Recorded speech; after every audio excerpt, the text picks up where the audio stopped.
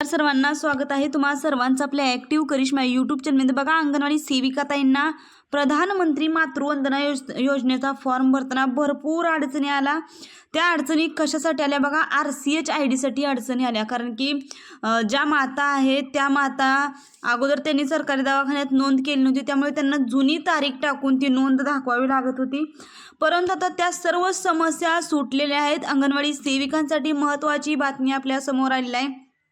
परिपत्रक आहे महाराष्ट्र शासनाकडून एकात्मिक बाल विकास सेवा योजना आयुक्तालयाकडून काढण्यात आले हे परिपत्रक आहे। अत्यंत महत्त्वाची ही माहिती होणार आहे।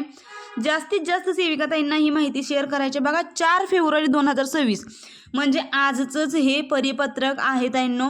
हे परिपत्रक सर्वांना पाठवण्यात आलेलं आहे आणि प्रधानमंत्री मातृवंदना योजनेत म्हणजे त्या ॲपमध्ये हा बदल देखील करण्यात आला आहे। तर तो काय बदल आहे हे जाणून घ्या। बघा, विषय अत्यंत महत्त्वाचा आहे। प्रधानमंत्री मातृवंदना योजनेच्या नोंदणीसाठी आभा ID वापर करण्याबाबत। मग ती आभा ID कुठं वापरायची, कशा पद्धतीने वापरायची हे आता आपण जाणून घेणार आहोत। आपल्या सर्वांना माहिती आहे की प्रधानमंत्री मातृवंदनेचे जर फॉर्म भरले तर अंगणवाडी सेविकांना त्याचा फायदा भेटणार आहे। परंतु तो फायदा भेटण्यासाठी अंगणवाडी सेविकांना तो फॉर्म पूर्णपणे सबमिट करावा लागतो। काही महिला अशा आहेत की ज्यांनी लाभ घेतलेला नाही, त्या महिला देखील आता लाभ घेण्यास येत आहेत। कारण की मातृवंदनेचे पैसे सर्वांनाच भेटतात हे आपल्याला माहिती आहे।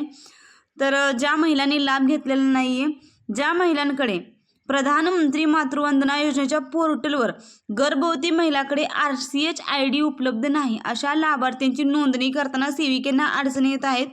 त्याबाबत सार्वजनिक आरोग्य विभागाकडून खालीलप्रमाणे अभिप्राय प्राप्त झालेले आहेत। ते अभिप्राय काय आहेत ते बघा। 1 नंबरचं बघा, केंद्र शासनाच्या मार्गदर्शक सूचनानुसार आरोग्य विभागामार्फत राबवण्यात येणारे RCH पोर्टल अद्ययावत वर्जन RCH पोर्टल 2.0 हे राज्यामध्ये दिनांक 1 डिसेंबर 2025 पासून पूर्णतः कार्यान्वित करण्यात आलेले आहे। म्हणजे बघा, ज्यांचे आता RCH ID नाही आहे त्यांच्यासाठी आता ही महत्त्वाचं असणार आहे। त्यांच्यासाठी आता RCH पोर्टल 2.0 हे नवीन कार्यान्वित करण्यात आलेलं आहे।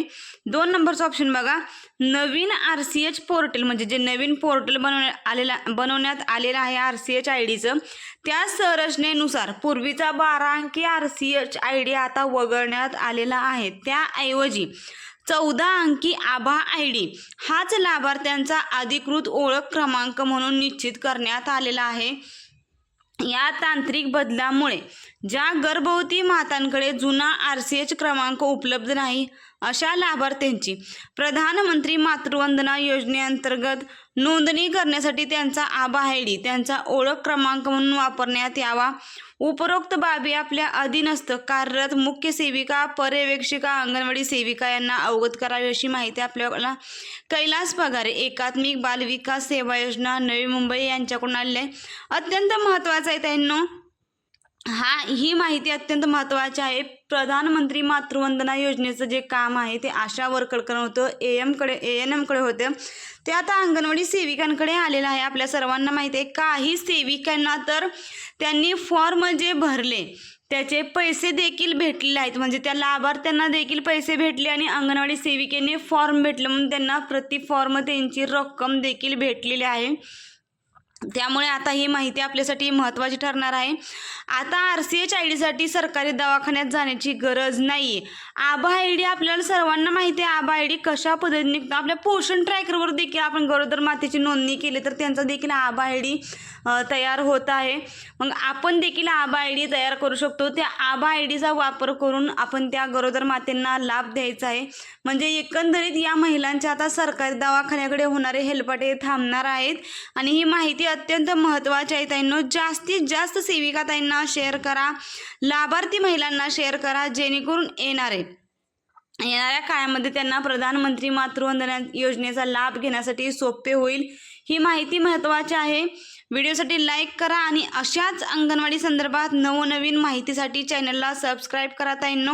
माझी प्रत्येक माहिती ही अंगणवाडी संदर्भातच असते आणि सुपरवायझर मॅडमकडून आलेल्या आदेशानुसार ती माहिती बनवलेली असते। त्यामुळे व्हिडिओला लाईक करा, चॅनलवरती नवीन असेल तर चॅनलला सबस्क्राईब करा।